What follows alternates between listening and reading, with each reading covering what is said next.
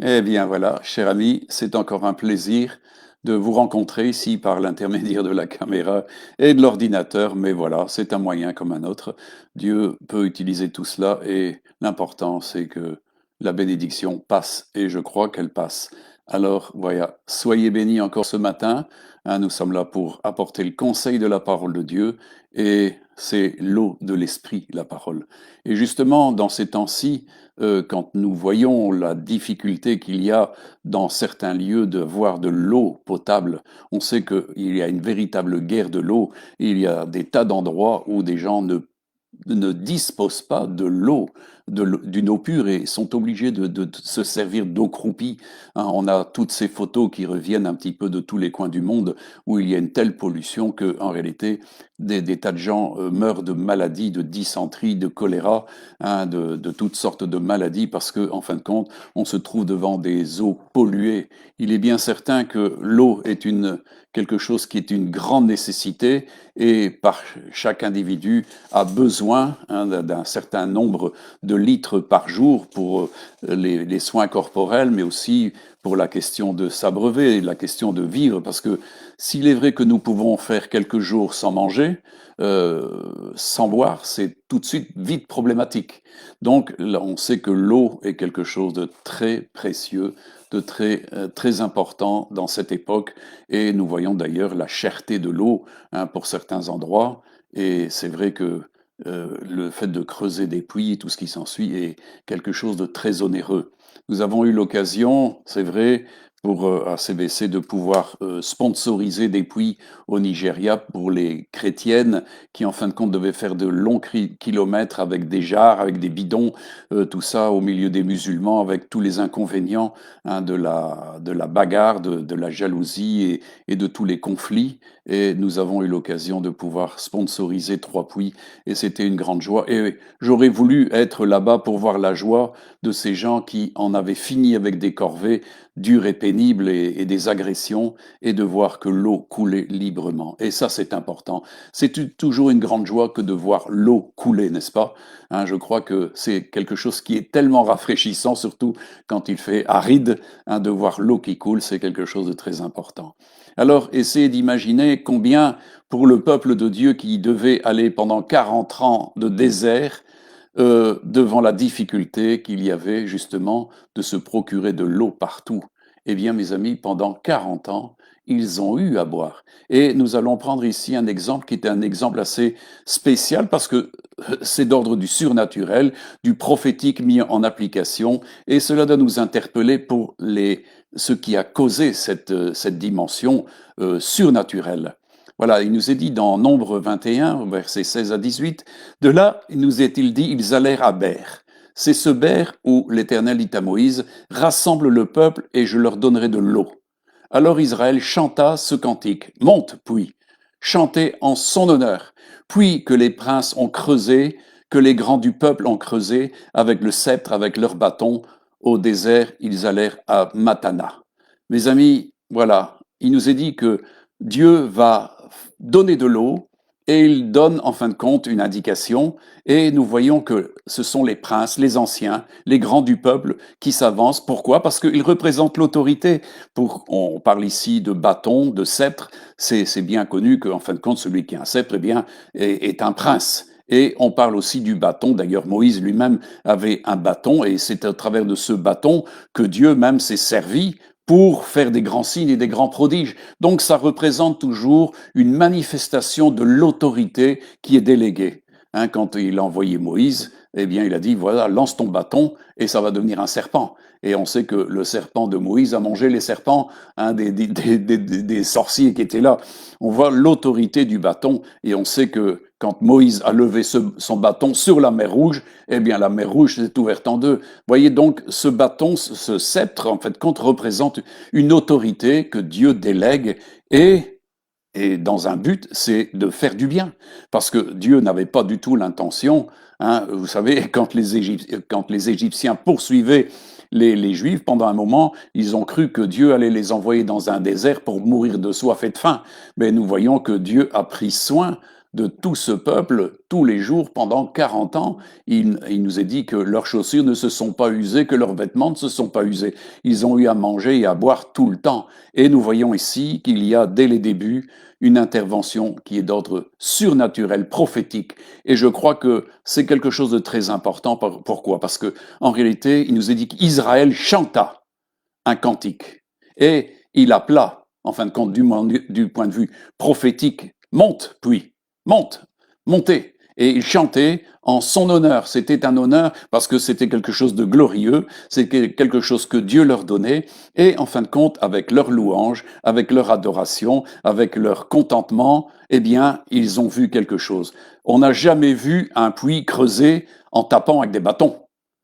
Et pourtant, ici, de même que Moïse a pu ouvrir la mer et faire jaillir l'eau du rocher, eh bien nous voyons que ces princes qui s'étaient réunis là, ensemble, dans l'unité et dans l'adoration de Dieu, dans l'obéissance à ce qu'il avait demandé, parce que c'est une question d'obéissance à quelque chose qui a été donné, une injonction prophétique, et donc il leur a dit, voilà, je vais vous donner de l'eau, mais il faudra que vous fassiez ça. Allez, chantez, chantez. Et moi je crois que le chant et l'adoration ouvrent des puits. Mes amis, on voit que tout partout où la louange, l'adoration est là, eh bien, des puits s'ouvrent, l'eau monte, et c'est ce qu'ils ont vu. Alors, je suppose que le peuple a vu, en fin de compte, cette eau jaillir du sol, hein, et alors on imagine la joie que ça a pu être pour tout un peuple. Vous savez, ils étaient des centaines de milliers là, hein. C'était quelque chose, il fallait absolument, non seulement pour les gens, mais aussi tous les troupeaux qui étaient avec eux. Il y avait des bœufs, il y avait des chèvres, des moutons, tout ce qui s'ensuit, tout ça nécessitait énormément d'eau. Et donc, nous voyons que, au travers de cette dimension d'adoration, de ce chant, eh bien, avec leur bâton qui représentait l'autorité de chaque maison, eh bien, l'eau a jailli. Et je crois que c'est un signe pour nous, dans ce temps, de comprendre que nous avons aussi la capacité de libérer des puits surnaturels comme ils l'ont fait. Pourquoi? Parce que c'est pour le bien de tous, mes amis.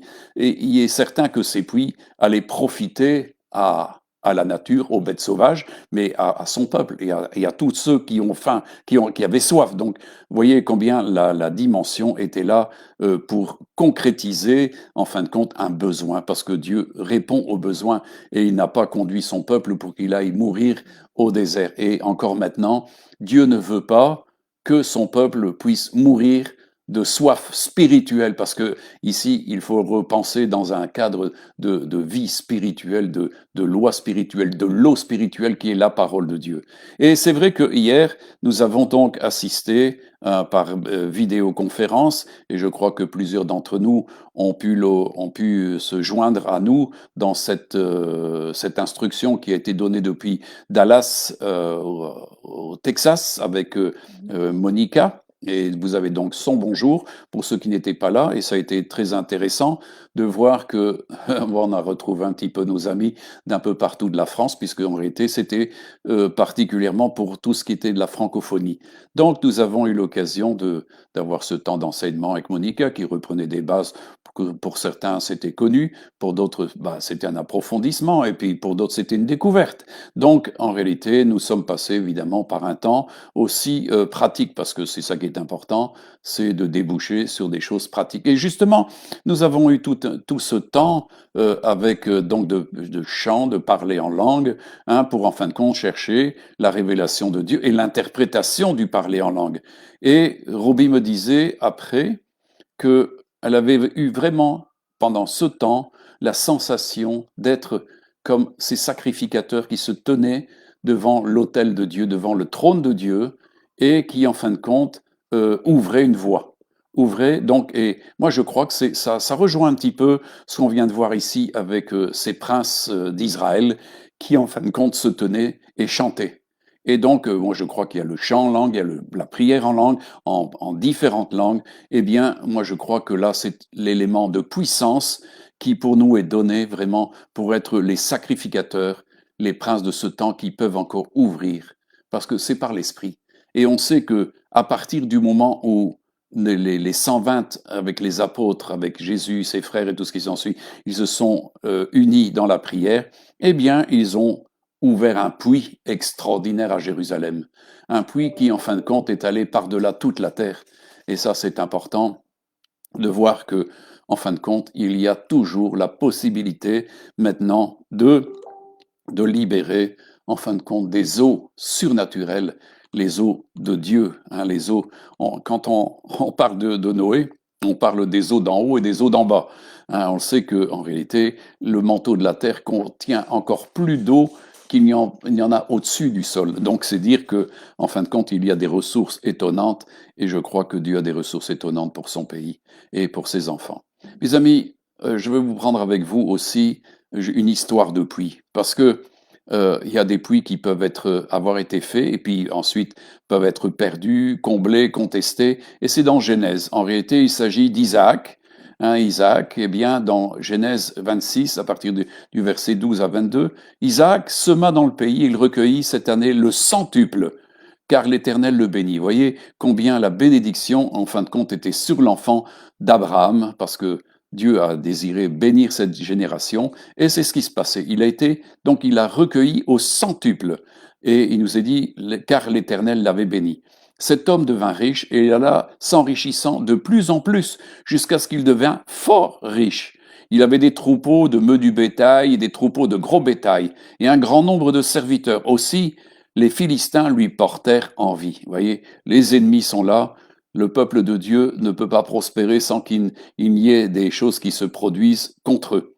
Et donc ils lui portèrent envie, et tous les puits qu'avaient creusés les serviteurs de son père, c'est-à-dire du temps d'Abraham, son père, les Philistins, les comblèrent et les remplirent de poussière. Vous voyez donc, cette dimension de jalousie, en fin de compte, faisait disparaître une potentialité de vie. Vous voyez combien l'ennemi est méchant, parce qu'en réalité, c'était même pas pour les utiliser, c'était dans le fait de les combler de poussière, donc les anéantir. Vous voyez combien une bénédiction peut être vraiment saccagée par l'ennemi. Et je crois que ça doit nous interpeller beaucoup.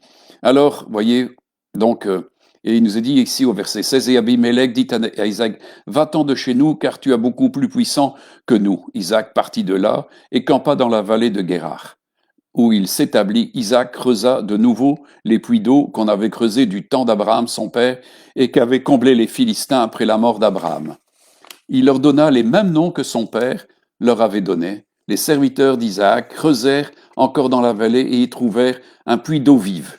Les bergers de Guérar querellèrent les bergers d'Isaac en disant « L'eau est à nous ». Et il donna au puits le nom d'Essek, parce qu'ils s'étaient disputés avec lui. Ses serviteurs creusèrent un autre puits au sujet duquel on chercha aussi une querelle, et il l'appela Sitna. Elle se il se transporta de là et creusa un autre puits pour lequel on ne chercha pas de querelle, et il l'appela Rehoboth, car il dit, l'Éternel nous a maintenant mis au large et nous prospérerons dans le pays. Là, il était sorti de contestation, il était sorti de la jalousie, il était sorti, et je crois que le peuple de Dieu est appelé à faire ça. En fin de compte, on se rend compte que beaucoup de choses qui ont été créées par Dieu ont été volées par l'ennemi. Hein, nous nous rendons compte, mes amis, si nous voulons considérer que ce que sont devenus les puits anciens des réveils. Regardez, regardez un petit peu. Il y a des tas de réveils, hein, si nous regardons le pays de Galles et dans beaucoup d'endroits. Mes amis, il n'y a plus rien. Pourquoi? Parce que l'ennemi a tout comblé. C'est de la poussière, il les a refermés. Mes amis, c'est très difficile après de remettre en vie un puits qui, en fin de compte, a été comblé par l'ennemi, parce que souvent il est cadenassé par l'ennemi. Et on voit qu'il y avait des contestations constamment contre les serviteurs d'Isaac et les serviteurs des hommes des ennemis, quoi. Hein. Ils contestaient et réclamaient contre eux. Mais on sait qu'à partir d'un certain moment, eh bien, Dieu nous met devant le fait de ce que lui a préparé. Et c'est ça qui est important, c'est de réclamer ce que Dieu a préparé pour nous et de récupérer, même s'il le faut, parce que c'est là aussi, parfois il y a moyen de récupérer des situations, mais il y a des endroits où on ne sait plus rien récupérer. Et ça, c'est une question de discernement et c'est question de surtout de savoir que Dieu nous a conduits à réouvrir des puits. Et c'est vrai que je me souviens d'une expérience il y a quelques années, je suis allé avec Roby à Tahiti pour instruire les ministères pendant un mois, hein, et dans les premiers jours, nous avions voyagé un petit peu avec un autre pasteur qui s'appelle Jacques, et nous étions allés visiter une pointe, la pointe Maï, qui s'appelle aussi communément la pointe Vénus, et là-bas, il y a un phare.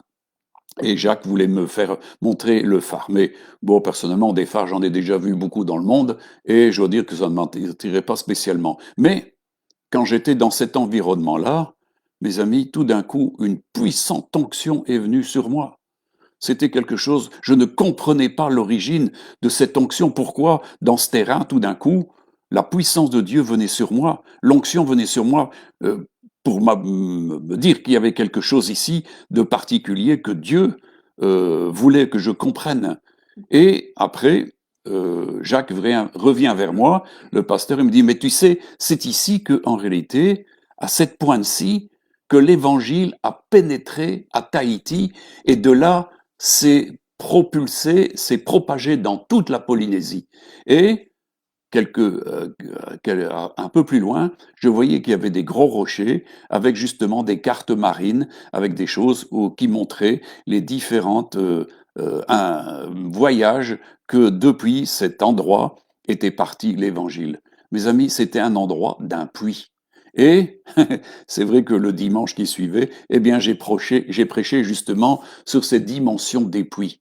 Hein, parce que il y a quelque chose qui est là, et moi j'ai engagé les Tahitiens justement à ne pas laisser ces puits-là vide. Il faut absolument que, en réalité, on travaille avec ces puits. Et moi, je crois qu'il y a pas tellement longtemps, ils ont refait une évangélisation à cet endroit-là, et ça m'a fait beaucoup plaisir de savoir que, en réalité, bien, ils voulaient que de nouveau l'eau jaillisse là-bas. Et je crois que beaucoup sont désireux de voir un réveil. Et j'étais très heureux de voir le travail que fait entre autres Eric, un Barbet et d'autres encore, parce qu'il n'y en a pas que lui, hein, d'autres qui travaillent là-bas pour justement qu'il y ait un réveil et de nouveau que des puits puissent être ouverts afin qu'il y ait de l'eau spirituelle qui coule.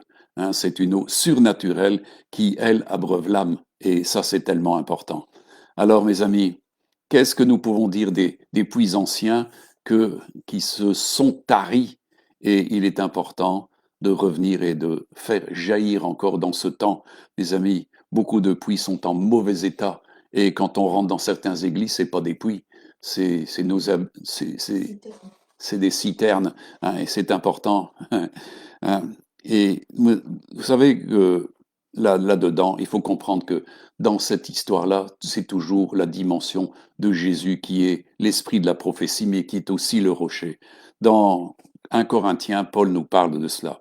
1 Corinthiens 10, versets 1 à 6, et il dit, Frères, je ne veux pas que vous ignoriez que nos pères ont tous été sous la nuée et qu'ils sont tous passés au travers de la mer, et qu'ils ont tous été baptisés en Moïse dans la nuée et dans la mer, et qu'ils ont tous mangé le même aliment spirituel, et qu'ils ont tous bu le même breuvage spirituel, car ils buvaient à un rocher spirituel qui les suivait, et ce rocher était Christ. Mais la plupart d'entre eux ne furent point agréables à Dieu, puisqu'ils périrent dans le désert. Or ces choses sont arrivées pour nous servir d'exemple, afin que nous n'ayons pas de mauvais désirs comme ils en ont eu. Voilà. Et ça, c'est important, mes amis. Ils ont bu, ils ont mangé un même aliment. Mes amis, ce rocher, c'était Christ. En tout temps, Christ est l'esprit de la prophétie. Tout ce qui se fait est Christ. Amen. C'est en Christ. Jésus est venu pour justement libérer une force d'une eau vive. Et il a dit que celui qui a soif, qu'il vienne à moi et qu'il boive, c'est ce qu'il dit. Et il peut venir boire gratuitement. C'est ça qui est merveilleux, mes amis. On sait que maintenant, l'eau, ben, ça coûte cher, hein, n'est-ce pas? Hein, quand nous voyons maintenant la difficulté d'approvisionnement dans beaucoup d'endroits, l'eau peut se révéler une petite fortune pour certains endroits. Donc ça vaut son pesant d'or. Et Jésus a dit qu'on pouvait venir à lui et boire gratuitement. Et c'est toujours désolant de voir que des gens cherchent des situations ailleurs et pour essayer de s'abreuver. Et ça, c'est une erreur à absolument pas euh, à commettre. Hein. Alors, Et c'est ce qu'il dit hein, dans Jérémie au chapitre 2, versets 12 à 13. Hein, cieux, soyez étonnés de cela, frémissez d'épouvante et d'horreur, dit l'Éternel, car mon peuple a commis un double péché. Ils m'ont abandonné, moi qui suis une source d'eau vive, pour se creuser des citernes crevassées qui ne retiennent pas l'eau. Ça, c'est la stupidité, mes amis, c'est de vouloir aller chercher le conseil auprès des hommes plutôt qu'auprès de Dieu. Jésus est l'admirable conseiller. Sa parole, c'est une eau de vie. Sa parole, c'est une eau qui donne la vie. Amen. Et il est important, d'ailleurs, Jésus a dit, il faut que nous naissions d'eau et d'Esprit Saint. Donc, ça montre combien l'eau de la parole et l'Esprit de Dieu marchent ensemble et fonctionnent ensemble. Donc, il est important. Et on comprend que Dieu était horrifié, c'est ce qu'il dit. Cieux, soyez étonnés, de cela frémissez d'épouvante et d'horreur. Hein, mes amis, je crois que devait être consterné qu'en fin de compte, des hommes qui au début s'étaient euh, vraiment consacrés à Dieu, en fin de compte, perdaient cette consécration et allaient chercher le conseil ailleurs et s'abreuvaient à des citernes. Ils se construisaient, c'est ça, se creusaient des citernes qui, en fin de compte, sont crevassées, qui ne retiennent pas l'eau. Mes amis, l'important avec Dieu, c'est que nous avons l'eau en continu. Vous savez, dans beaucoup d'endroits, beaucoup de gens n'ont pas le réseau d'eau. Hein, et il faut aller très loin avec des vases, avec des bidons, avec des amphores, des jarres et tout ce qui s'ensuit, aller chercher de l'eau. C'est très problématique pour certaines personnes et on comprend que nous, dans nos cités modernes, c'est important d'avoir de l'eau en continu. On ne doit pas, comme dans certains endroits, établir une citerne. Hein, j'ai eu l'occasion d'aller en Afrique et dans beaucoup d'endroits où les gens sont obligés de se creuser des citernes pour garder de l'eau. Mais c'est pas forcément de l'eau vivante, c'est pas de l'eau pure, c'est de l'eau qui croupit. Il y a rien à faire. Dans une citerne, il y a des bactéries qui tombent dedans, il y a de la pollution, il y a des bestioles, et un petit peu à la fois, cette eau qui était propre au début, le plus longtemps. Et donc, il faut absolument nettoyer tout cela. Mais avec Jésus, nous avons constamment une dimension d'eau qui jaillit, qui jaillit, qui jaillit, jusque dans la vie éternelle, dira-t-il. Amen. Alors, mes amis, vous savez, Dieu a heureusement des projets qui sont toujours merveilleux. Et c'est dans Ésaïe, il le dit dans Ésaïe 43, versets 18 à 21. Et, et je crois que ça ne concerne beaucoup de choses en plus. Il dit, ne pensez plus aux événements passés et ne considérez plus ce qui est ancien. Voici, je vais faire une chose nouvelle sur le point d'arriver. Ne la connaîtrez-vous pas? Je mettrai un chemin dans le désert et des fleuves dans la solitude. Les bêtes et les champs, les bêtes des champs me glorifieront, les chacals et les autruches, parce que j'aurai mis des eaux dans le désert, des fleuves dans la solitude, pour abreuver mon peuple, mon élu. Le peuple que je me suis formé publiera mes louanges. Eh bien oui, mes amis, je crois que quand un peuple peut recevoir vraiment l'eau de la vie, l'eau de la parole, eh bien, il se réjouit parce que, mes amis, c'est un breuvage de l'âme, un breuvage de l'esprit, c'est un breuvage de vie. Amen. Alors, c'est ce qu'il dit ici. Ne pensez plus aux événements. Est-ce que vous êtes lié par les événements du passé? Est-ce que, c'est ce qu'il dit, faut savoir se détacher. Ne pensez plus aux événements passés et ne considérez plus ce qui est ancien. Dieu ne veut pas que nous soyons liés par des expériences anciennes qui nous ont dépossédés, qui nous ont privés de vie. C'est pour ça qu'il dit, moi j'ai préparé des choses. Et il dit, voici, je vais faire une chose nouvelle sur le point d'arriver. Ne la connaîtrez-vous pas? Mes amis, beaucoup de gens, en fin de compte, ne veulent pas écouter Dieu, en fin de compte, se privent de ce que Dieu a préparé. Dieu a préparé, et c'est pour ça, il dit, je mettrai un chemin dans le désert. Mes amis, il n'y a rien de pire que d'être dans un désert où il n'y a pas de chemin. Est-ce que vous avez déjà marché dans le désert? Moi, j'ai eu l'occasion de marcher dans le désert du Sinaï et je peux vous dire qu'il n'y a pas de chemin.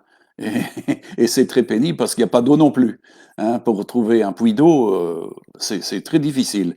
Hein. Mais il nous est dit que il dit dans ce désert du monde, hein, parce que justement, ici, moi, je crois que quand Dieu parle du désert, eh bien, on voit ici que tout partout, c'est du point de vue spirituel, c'est de la caillasse, c'est du désert, c'est pas de la vie. Mais il a dit qu'il répandrait de l'eau dans le désert. Et il m'a donné des visions justement sur le fait qu'il répandrait de l'eau et il me montrait la vision de l'eau qui coulait sur le désert et qu'en fin de compte, le désert reverdit. Il y a de la vie. Pourquoi? Parce que quand on met de l'eau dans le désert, ça rejaillit, mes amis. Donc si l'eau de la parole vient, si les puits débitent, eh bien, mes amis, en fin de compte, ils abreuvent le pays, ils donnent la vie au pays. Il y a toutes sortes de choses peuvent reverdir. La vie est tellement tenue à l'eau. Mes amis, quel que soit l'endroit où vous allez, si vous n'avez pas d'eau, vous ne saurez jamais cultiver. Mais c'est la même chose pour la vie spirituelle. S'il n'y a pas d'eau, il n'y a pas de vie. Mes amis, si, et d'ailleurs les scientifiques qui veulent trouver ailleurs de la vie, eh bien, sont inquiets de savoir s'ils vont trouver de l'eau. Parce que sans eau, pas de vie. C'est aussi simple que ça. Hein, quelle que ce soit la vie végétale, animale ou humaine ou spirituelle, on dépend de l'eau. L'eau est un point commun, un commun dénominateur. Maintenant, il y a l'eau qui est organique, mais il y a l'eau aussi qui est spirituelle. Et ça, c'est le spirituel conduit à une vie spirituelle, à une abondance, à une énergie spirituelle. Mes amis, quand vous avez soif, vous manquez vite d'énergie, n'est-ce pas? Eh bien, c'est la même chose du point de vue spirituel. Si vous vous privez de l'eau spirituelle, de la parole de Dieu, de l'Esprit de Dieu, eh bien, vous allez vite vous retrouver sans force. Donc, il est important de s'abreuver où il faut. Et Dieu dit, moi, je suis un torrent qui jaillit. Je suis une source jaillissante. Amen. Et une source qui est gratuite et qui ne tarit jamais. Les amis, dans ce monde, il y a plein d'endroits où les puits s'assèchent, où les sources cessent. Hein. On a eu l'occasion d'aller dans le désert en Égypte et tout ce qui s'ensuit. Eh bien, à un moment donné, il y a des puits qui ont été percés, puis ça s'assèche parce que la nappe aquifère se déplace, hein, le réseau souterrain se comble et tout ce qui s'ensuit, et il y a plus d'eau qui passe. Mais mes amis, avec Dieu, ça passe partout. Il y a toujours de l'eau avec Dieu. Hein. Il est dit que le ruisseau de Dieu est rempli d'eau. Amen. Donc, il n'y a pas de question de panique à avoir parce qu'il n'y aura jamais une sécheresse du point de vue spirituel au niveau de l'eau qui vient de Dieu. Mais il faut aller à lui parce que c'est lui qui en est la source. Amen.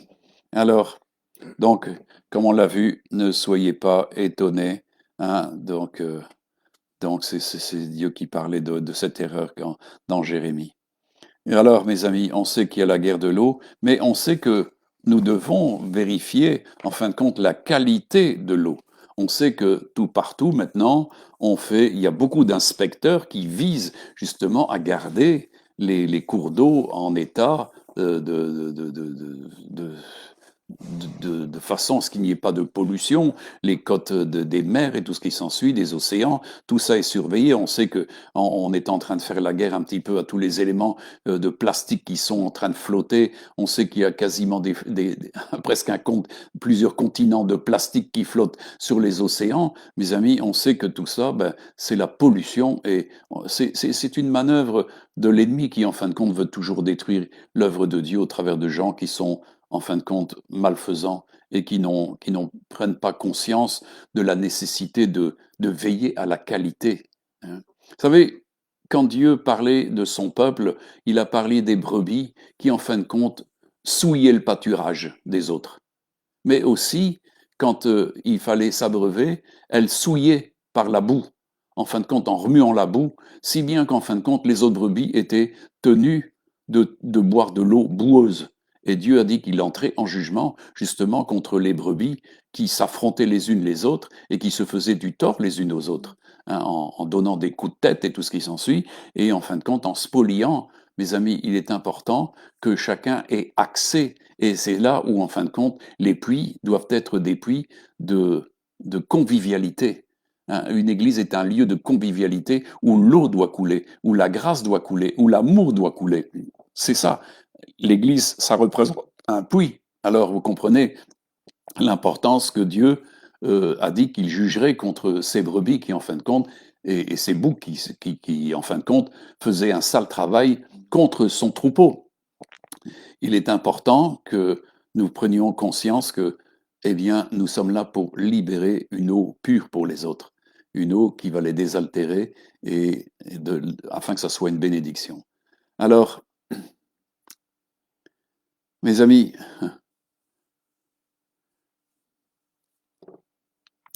le monde va se retrouver bientôt dans quelque chose qui va être terrible. Et je voudrais vous parler ici justement de ce qui va se passer et, et qui va être consécutif justement à un grand malheur, justement au fait de ne plus avoir de l'eau. Il nous est dit dans Apocalypse chapitre 1er, versets 7 et 8, Voici, il vient avec les nuées, tout homme le verra, même ceux qui l'ont percé, et toutes les tribus de la terre se lamenteront à son sujet. Oui, Amen, je suis l'alpha, l'oméga, dit le Seigneur Jésus, celui qui est, qui était et qui vient, le Tout-Puissant. Mes amis, qu'est-ce que ça veut dire? Ça veut dire que ici, il va se faire un temps où, en fin de compte, Jésus revient. Et il dit que tout homme le verra, tous. Et il nous est dit que les tribus de la terre vont se lamenter à la vue du Fils de Dieu. Mais mes amis, ça c'est les préliminaires. Ça, c'est ce qui va se passer bientôt. Et qu'est-ce qui va se passer après consécutivement à ça? Et ça, le prophète Amos nous le dit au chapitre 8, versets 11 et 13 jusqu'à 13, il dit, Voici les jours viennent, dit le Seigneur, l'Éternel, où j'enverrai la famine dans le pays, non pas la disette du pain et la soif de l'eau, mais la faim et la soif d'entendre les paroles de l'Éternel. Ils seront alors errants d'une mer à l'autre, du septentrion à l'orient, ils iront çà et là pour chercher la parole de l'Éternel, et ils ne la trouveront pas.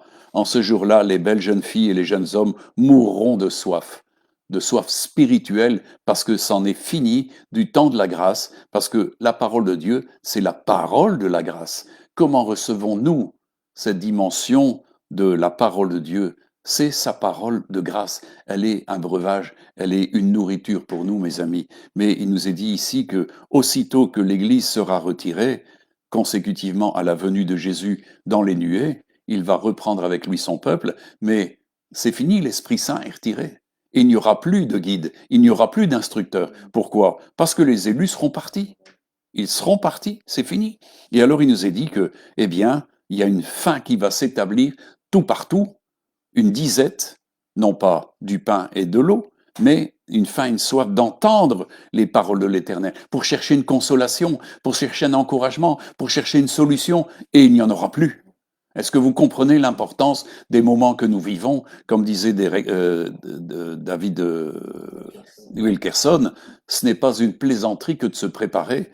On l'a vu la fois passée, il a dit, moi j'ai préparé mes valises. C'est vrai qu'il est déjà parti, mais mes amis, il est important de se préparer, et se préparer, c'est être rempli de l'Esprit de Dieu et rempli de la parole de Dieu. La soif de Dieu doit nous remplir de façon à ce que justement nous ne soyons pas des êtres qui sont assoiffés. Il n'y a rien de pire de voir que des hommes qui sont dans la souffrance de la soif.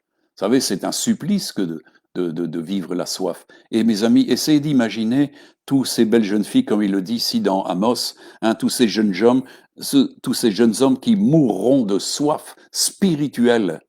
Mes amis, il n'y aura plus rien. Bientôt, nous savons que la grâce va cesser. Dieu va briser sa houlette grâce pour les nations. Le temps des nations est en train de s'achever. Nous sommes encore dans ce dernier temps où Dieu nous demande justement de pouvoir encore creuser des puits. De creuser des puits pour ceux qui doivent encore hériter du royaume de Dieu et avoir leur nom inscrit dans le livre de vie. Et nous sommes là pour veiller encore que des puits soient ouverts et des puits accessibles, des puits favorables, des puits où nous permettons aux hommes et aux femmes de sortir de leurs problèmes anciens, comme il est dit ici, de sortir des événements du passé et de ne plus rien considérer de ces choses anciennes, mais d'entrer dans les choses nouvelles, parce qu'il y a encore un petit temps qui nous est donné à l'heure de la grâce, mes amis, il y a encore quelques minutes. Et je crois que c'est très important pour nous de comprendre l'appel de Dieu, d'être des ouvriers qui restons fidèles jusqu'à la dernière heure.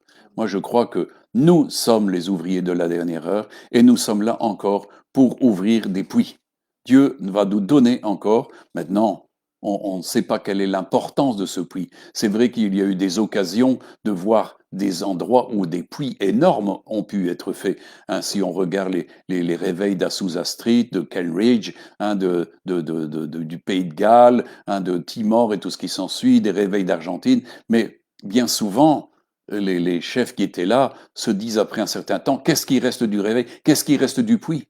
Qu'est-ce qui reste? Est-ce qu'on est encore en capacité de voir des hommes et des femmes venir s'abreuver et trouver la vie et d'être abreuvés des choses de Dieu, nourris des choses de Dieu? Hein, on comprend qu'il y a un challenge qui est pour nous hyper important, mes amis. Et j'en appelle à chacun à votre conscience. Et c'est là où on se doit de se dégager de l'égoïsme, hein, d'être centré sur soi-même et de voir qu'en réalité, Dieu nous appelle encore à faire l'œuvre de l'évangélisation jusqu'à la fin. C'est ce que Jésus a dit, heureux le serviteur que son maître trouvera en train de faire ce qu'il a à faire le jour où il reviendra. Mes amis, beaucoup de gens, de serviteurs de Dieu, ne seront pas à leur place pour au moment où Jésus viendra et en fin de compte, ils n'auront pas fait le travail.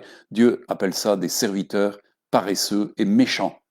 Mes amis, pour d'autres, ils seront félicités dans le sens où ils auront été trouvés courageux, fidèles, hein, et en fin de compte, opérationnels. Et ça, c'est important. Mes amis, si nous voulons que des autres soient abreuvés, nous devons nous-mêmes être abreuvés. Celui qui sait il n'y a rien à faire. Dans le coaching au niveau de l'hygiène alimentaire, un coach doit savoir s'alimenter lui-même et bien s'hydrater pour donner des bons conseils aux autres. On ne sait pas donner des bons conseils si on ne sait pas les suivre soi-même. Donc il est important d'être apte, en fin de compte, à nourrir et à abreuver un peuple de Dieu. Amen. Hein, c'est ça qui est important. OK? Hein?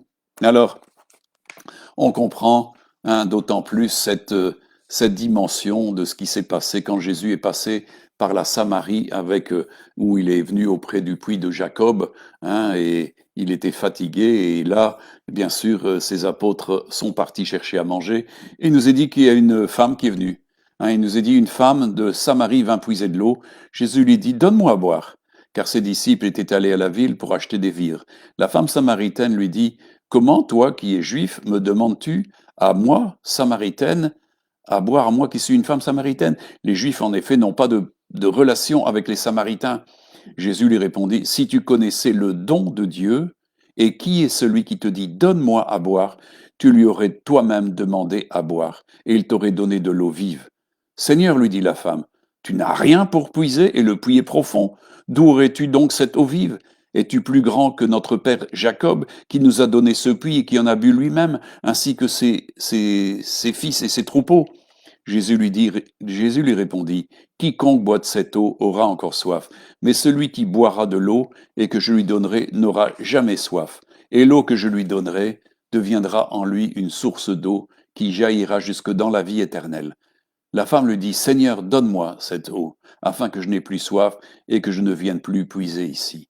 Mes amis, Jésus a dit en d'autres temps que le Saint-Esprit qui viendrait, eh bien, ça serait comme une source qui jaillirait du sein de chacun. On sait que Jésus est celui qui baptise du Saint-Esprit, et c'est là la vraie source. C'est le Saint-Esprit qui permet, en fin de compte, que l'eau de la parole jaillisse en nous, l'eau de la compréhension des choses de Dieu, l'eau de tout ce qui est de Dieu. Amen. Alors, comprenez l'important, hein, justement, de ce que Jésus avait dit. Heureux ceux qui ont faim et soif de la justice, car ils seront rassasiés. Mes amis, est-ce que nous sommes en mesure de donner à ceux qui ont faim et soif de justice cette capacité d'être rassasiés? Ça, c'est notre boulot, encore dans ce temps, d'être rendu capable d'être des puits. Je me souviens que j'avais prophétisé sur une femme et elle a été puissamment visitée parce que le Seigneur me montrait vraiment que cette dame était vraiment comme une margelle de fontaine et je voyais cette margelle en pierre, que l'eau coulait dessus et en fin de compte les oiseaux du ciel venaient et pouvaient s'abreuver. Et moi je crois que c'était une image de ce que cette femme était et avec la capacité justement à ce que des êtres pouvaient venir s'abreuver chez elle. Et je crois qu'en réalité, l'important, c'est est-ce que nous sommes dans la capacité d'abreuver les gens? des choses de Dieu, de l'eau. Et c'est à nous à le faire jaillir. Et je reviens à cette dimension de ce qu'on a vu, les princes.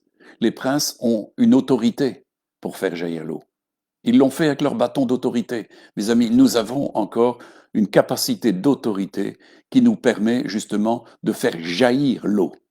Est-ce que nous sommes positionnés pour justement chanter, adorer, pour justement faire jaillir l'eau, comme les princes l'ont fait, ou bien est-ce que nous sommes passés à autre chose et que cette chose-là ne nous intéresse pas parce qu'on se désintéresse des âmes qui sont encore là et qui ont besoin encore de salut?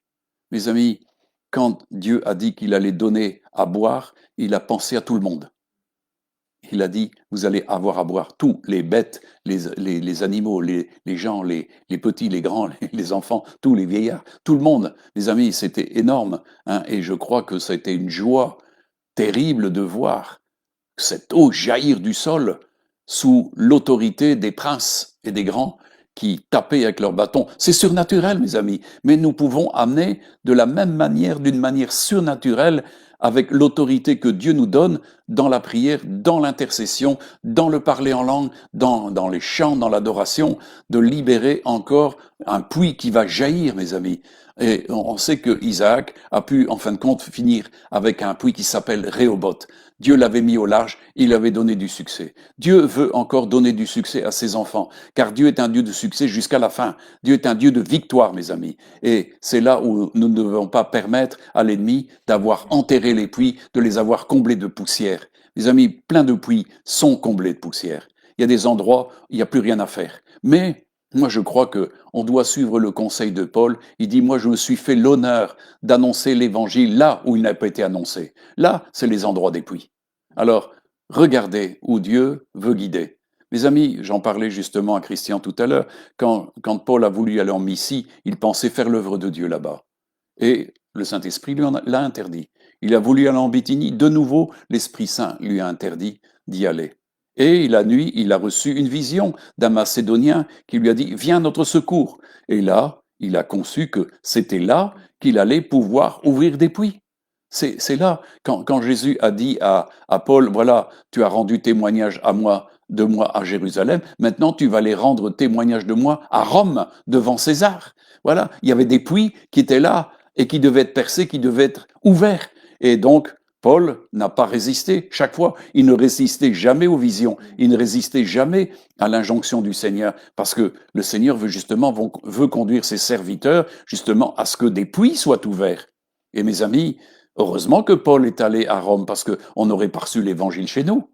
Et moi, je crois que nous sommes positionnés ici à Tournai parce que Jésus a envoyé en son temps ici Pia, qui était un homme de Dieu, qui était un apôtre, hein, qui était un évangéliste, et il a commencé à ouvrir des puits, et des autres ont pris la succession, et Dieu nous donne la succession de cela, et il nous faut rouvrir ces puits. C'est pas parce que il y a eu des désirs de combler avec de la poussière religieuse, parce que c'est ça qui s'est fait. Hein, comme les Philistins comblaient les puits d'Abraham, eh bien l'ennemi comble les puits, hein, qui ont été percés auparavant par ceux qui étaient vraiment des enfants de Christ, hein, des enfants de Dieu, des véritables disciples. Eh bien, nous sommes là pour rouvrir ces puits et les reprendre avec autorité et permettre que de nouveau de ces puits jaillissent. Et Dieu va nous donner aussi des nouvelles percées dans des nouveaux terrains.